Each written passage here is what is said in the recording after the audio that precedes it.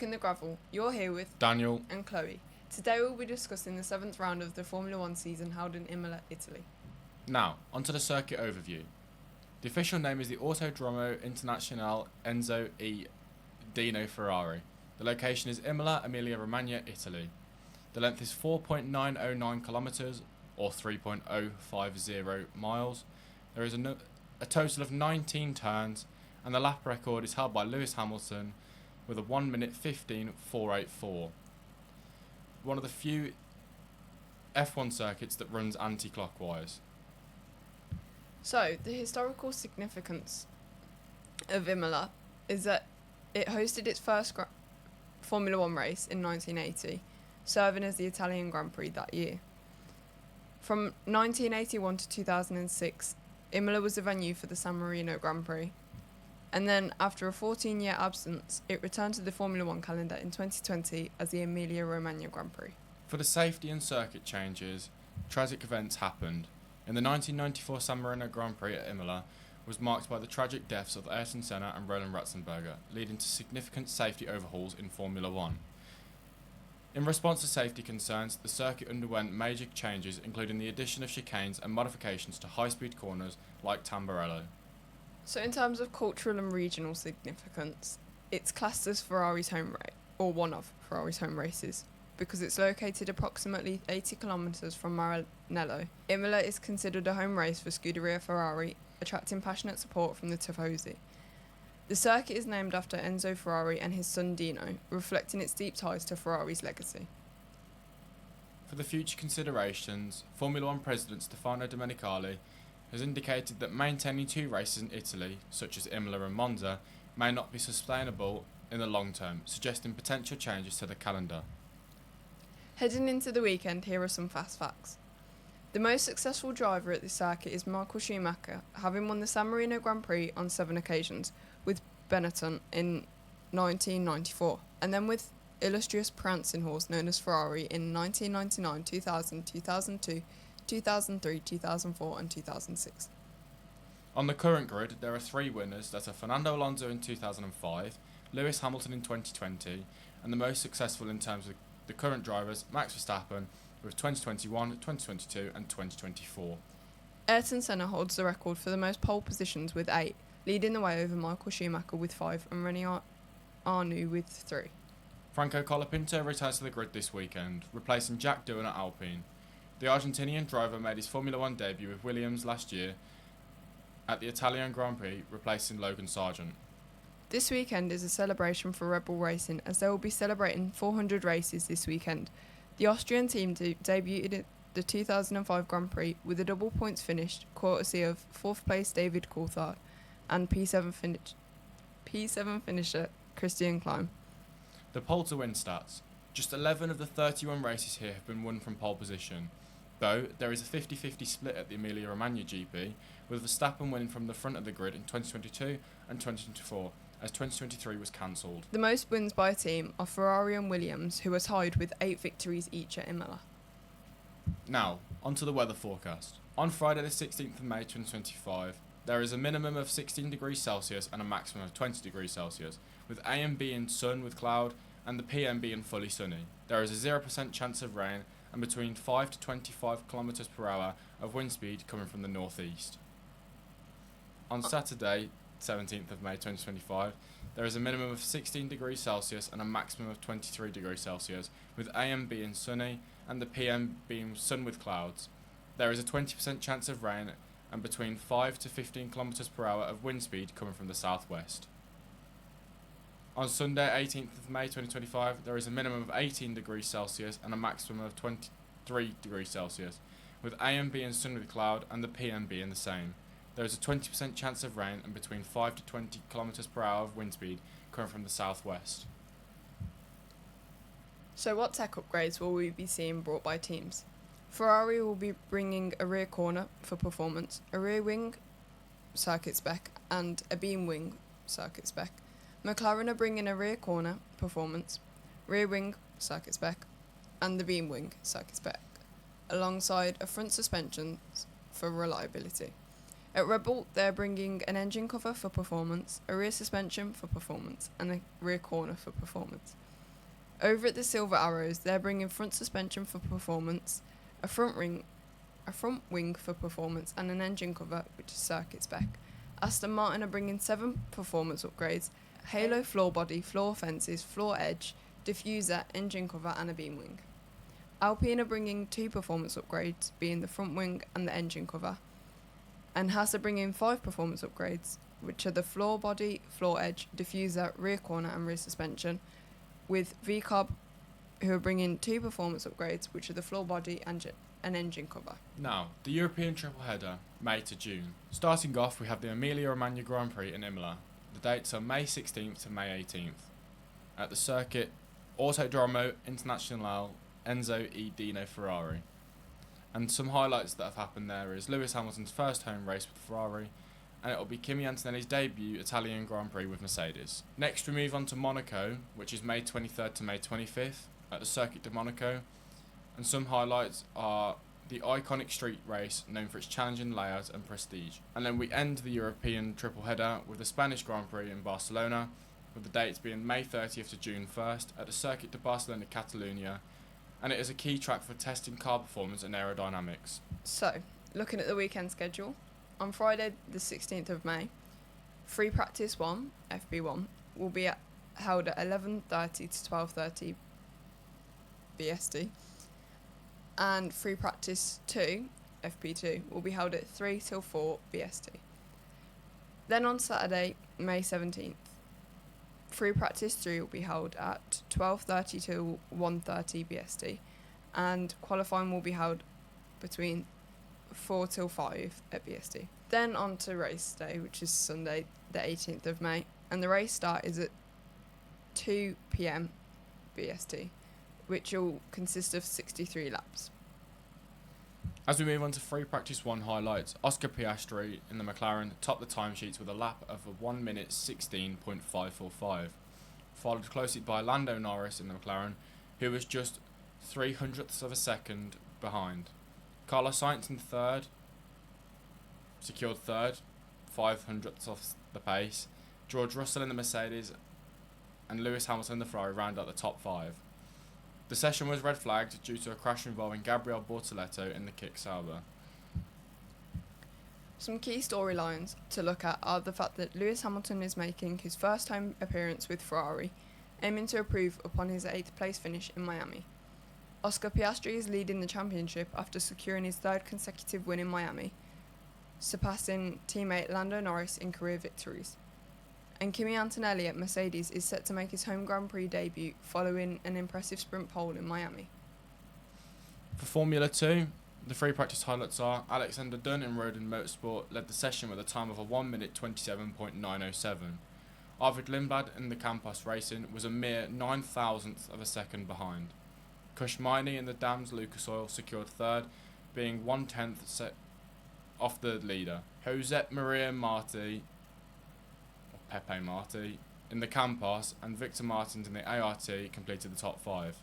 Dunn was pleased with his performance, noting the importance of finding the limits ahead of qualifying. So championship standings post round 3 are led by Richard Vishaw with 53 points, Jose Maria Marti with 41 points, Leonardo Fornaroli with 40 points, and then Alexander Dunn with 35 points and Luke Brown in 5th with 33 points. On to Formula 3. The free practice highlights consist of Rafael Camara in the Trident sets the pace with a lap time of 1 minute 33.091. Alessandro Giusti in the MP Motorsport was close behind, just 0.07 of a second adrift.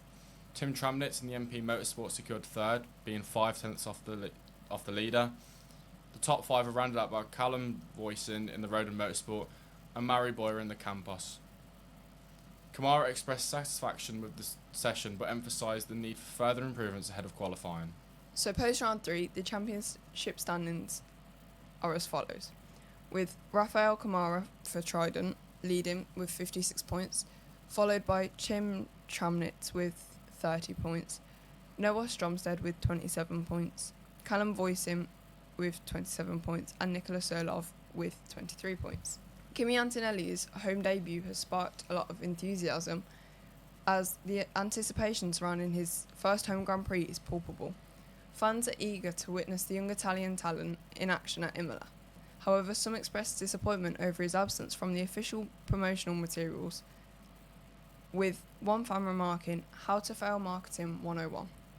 Franco Colapinto's return generates buzz. Franco Colapinto's reinstatement into Formula One at Alpine has stirred discussions. While many Argentine fans are thrilled, the circumstances leading to Jack Doohan's replacement have been contentious. Doohan faced online harassment and even required security at the Miami GP, prompting condemnation from figures like Johnny Herbert, who stated, "I find it disgraceful that these people react in this particular manner." Teams have introduced significant upgrades for Imola, leading to debates about potential impacts on race strategies. One fan noted, "Much higher tyre deg means I'm very happy as a McLaren fan," highlighting the anticipated challenges teams might face with tyre management. The Thursday press conference lineup featuring drivers like Oscar Piastri, Lance Stroll and Franco Colapinto became a topic of discussion. Fans observed that Colapinto dominated the conversation, with one commenting, "Piastri and Stroll hit the jackpot and Colapinto will do all the talking for them." The ticket demand reflects the high interest, as it has been very overwhelming.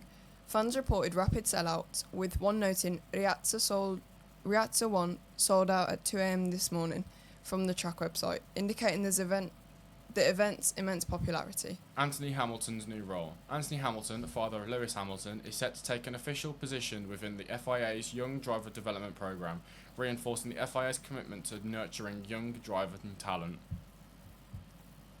So, moving on to predictions.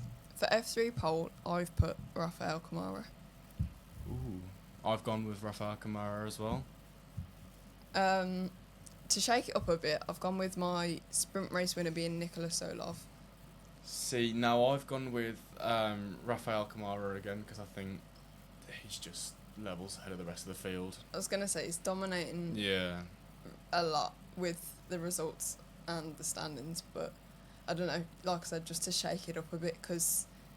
anything can happen. Yeah, It but is not just Imola. that, Nikola Solov has come a long way from last year where he was, because he was very far down the field last year. Yeah. For the F3 feature race winner, I've put Rafael Kamara. See, now I've gone for Tim Tramnitz because I think his overall pace in a race where it consists of a pit stop, he could use his strategic knowledge, shall I say, with his pace to overcome and take the win away from Rafael Kamara, in my opinion.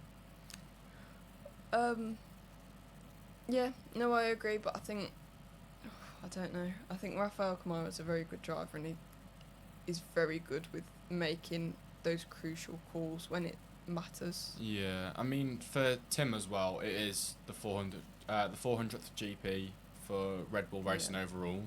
So to be a young driver, could that motivate him to, perform at his very I best? was going to say, it'd be like the spectacle, wouldn't it, of the season? I know what you for mean. like if Red Bull were to top the podium for all three races, like... That would break some news, I'll tell you that. Yeah. So, for F2 pole, I've gone with Gabriele Mini because he's Italian and why not? See, I've gone for Arvid Lindblad. I think, considering how far behind he was of Alex Dunn in practice 1, I believe, if we look at it in terms of overall pace, that is like hardly anything. 9,000th is hardly anything. Yeah. So that could show that he's got the pace, and it's just a case about who can put the lap together the best. Yeah. And he has proven, hasn't he, Yeah. that he's a very good driver. Mm-hmm. That's going back to the Red Bull maybe Yep. getting a... Yep. So, sprint race winner, I've gone for Leonardo Fornaroli because I love a bit of that Italian. See, now I've gone for Alexander Dunn. I think sprint race, leave it all on the line. His aggression mixed with his overall pace, if he puts them two together, but he doesn't go too aggressive, I think he can, in a way, use his knowledge of how he enjoys using the brakes and stuff like that. He'd be able to get past a bunch of cars, especially with how the layout of Imola is. Yeah. I think it'd probably suit his driving style quite well. Yeah.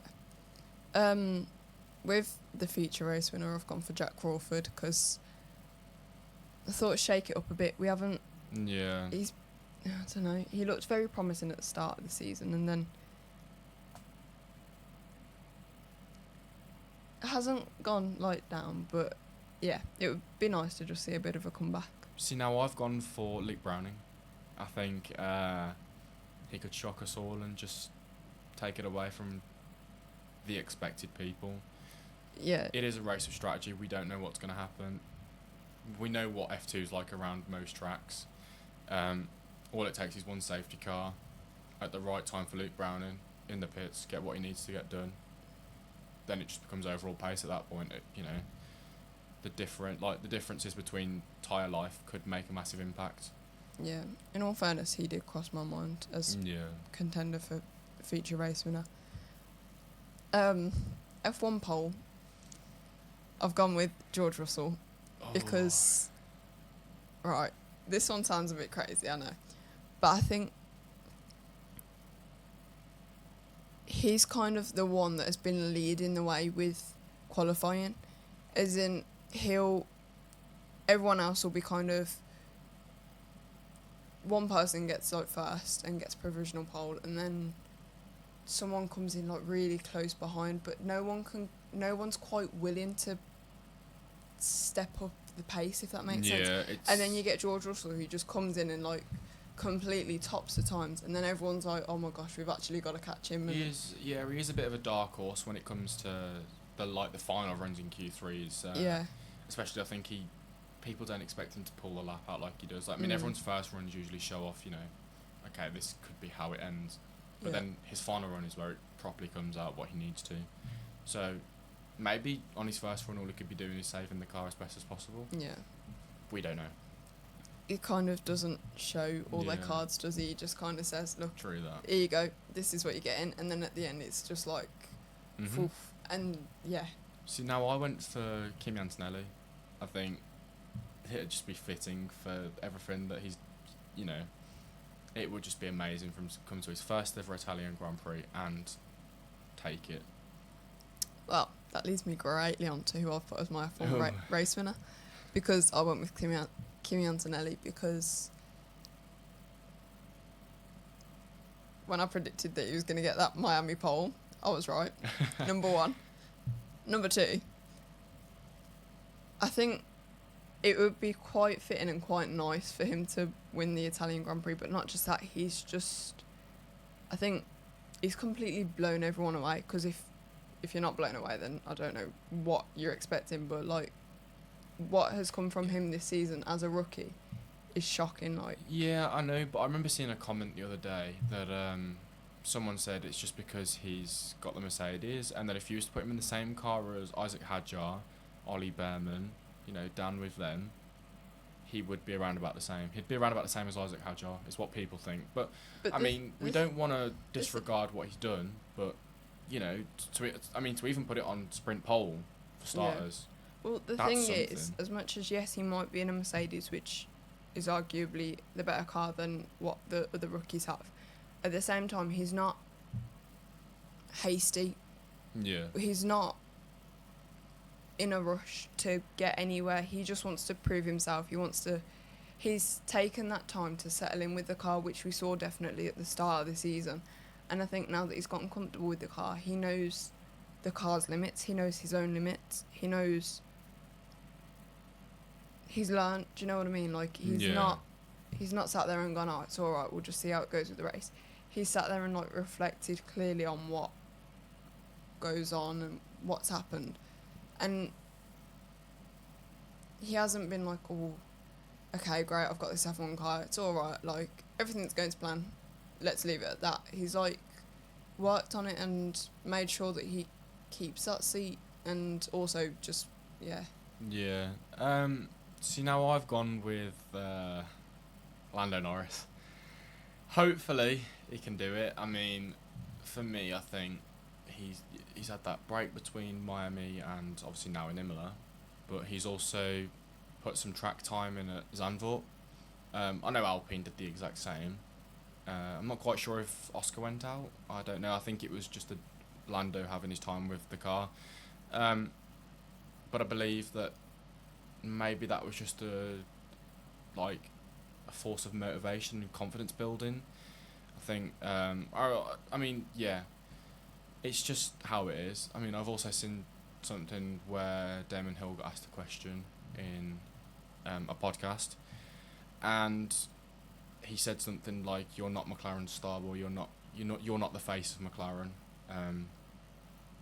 but which is a bit, for me, it's like he at the moment he's been there since 2019. He stayed loyal to him. So to me, he's the only existing driver that's still been there. He stayed at the team. So for me, I think he is the face of McLaren at the moment. Yeah. Rather than Oscar Piastri. I mean, Oscar Piastri's been there 3 seasons now. We're coming to his 3rd season now. But at the end of the day, it's 7 seasons against 3. But I think I do kind of get it. It's a really tough situation because obviously Lando has stayed loyal when McLaren didn't have a good car, when 2023 was prime example, do you know what I mean? Like, both of them got chucked into that car. Lando's had to put up with that for longer than Oscar, and he's just kind of stayed loyal. So I think end of 2023, when they started making progress with the car and development and all that sort of stuff, 2024 and then this season so far has definitely proved that he's very loyal to the team, because it's not been it's alright, I'll just go to them instead because of the fact that they've got a decent car, because obviously there was the rumours with Red Bull as well. Yeah, he's always trying to be poached by Christian Horner. Yeah, so if the rumours were true, then he has stayed loyal to McLaren. But I think in terms of them trying to not approach the having a favourite driver strategy and stuff, I think that they're very good at doing that, in terms of they've got a balance of what they do with their drivers. But I think it's 50-50, because you can say, like, Lando's got the loyalty, but then Oscar's kind of got the... For me, Oscar's just got the confidence. I think the minute Lando gets himself back into a state of... I can do this. We know Lando deals with mental health problems. Yeah. That's so simple. That's so clear to everybody. And yet people are still forcing the hate onto him. So obviously that's gonna creep on your mind. Do you know what I mean? So I believe that once the confidence is back there, we don't know. I mean, I want to see Lando at full confidence, where he's feeling happy in himself, confident with everything he's got, against a confident Oscar Piastri, because then we'll be able to see truly this season who is the better driver. But I don't know, I feel it's a confusing one. Yeah, I think that's something else. Like, Lando gets a lot of hate for stuff, and people will call him out and say, like, oh, you drove so bad, or something like this, or you don't deserve a seat, or a bunch of stuff. But I think just watching his, like, post-race interviews, he is harsh enough on himself. Like, going back to what you were saying. Yeah, that critical aspect has to be there. No, I know. I think he doesn't see any positives in what he does, if that makes sense. I know what you mean. He's very, very critical. Not like I did this well, but I could work on this. It's very much right, I weren't where I need to be, because I think that's something he's always trying to prove himself, because he knows what he can do. He knows what he's capable of, especially in that car, and especially with that team. Yeah. But I think that's kind of one of the things with, he came into the sport with McLaren. He's stayed at McLaren, and I think it's kind of that he knows that they've given him such an opportunity, and then he wants to maintain that level, but then it ends up him being really harsh on himself. And I mean, I mentioned Christian Horner before. I mean, I don't know, I can't say this is true for sure, but I've seen a bunch of posts, like insider posts, rumours that apparently he's losing his role after this race. I'd be quite shocked about that, you know. Yeah. I don't think he's the issue. I think he gets told what to do too much by Helmut Marko, and I think that needs to change. Helmut Marko, in my opinion, needs to just go. I know that a lot of female F1 fans are very, very chuffed with that, and to be fair, personally, I understand. And I agree, to be fair, with them, because I think in terms of as a team principal, he's amazing.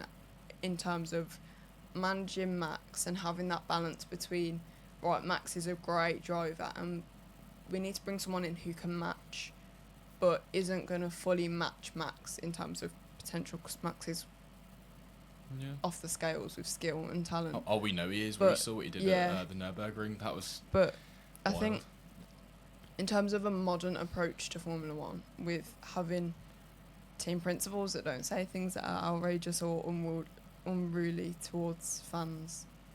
Yeah, I think I know what some you're of saying. the Red Bull higher ups are a bit outdated. No, I completely agree.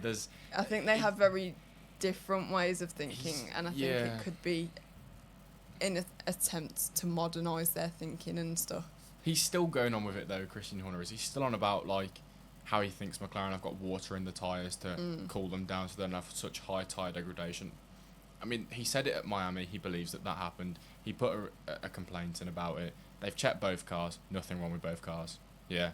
I mean, Oscar's car got fully searched. There's nothing wrong with his car. So, I mean, it gets to a point where you need to stay humble and just get in line. Yeah, I think sometimes you have to have the balance of, okay, there's genuine suspicion. Like, if you genuinely have reason to suspect that there's water in the tyres, and not just that, oh God, we lost, like, how dare they? Yeah. Like, let me just kick up a fuss. Because sometimes you just have to cut your losses and say, right, okay, that didn't go well for us. Let's move on. Let's evaluate what's gone well, what's gone wrong. Good, great. Call it a day. Right, well, heading into the Imola GP weekend, sounds like it's going to be a very good weekend, but thank you for tuning into our podcast. I've been Dan. And I've been Chloe. And this is Stuck in the Gravel.